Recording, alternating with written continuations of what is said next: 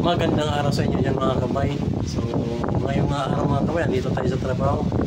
So ngayon may mami binigay sa akin dalawa. So yung isa initin natin dahil yun ang gawin nating lunch, tanghalian mga kabay. So ito mga kabay, ito initin natin sa rice cooker. Yan.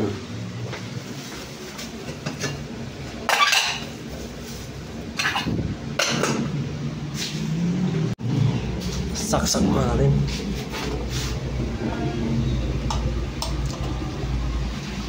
Tara mga kabay, check natin kung kumulo na. Ayun no, kumulo na. Sarap nito mga kabay. Ito ang mami ng Angeles City mga kabayan. So ayan na mga kabay, kukunin na natin mami sa Angeles City. Masarap ito. Ito natin nilagay mga kabay kasi wala tayong mangkok. Maanghang mga kabayan. Sarap.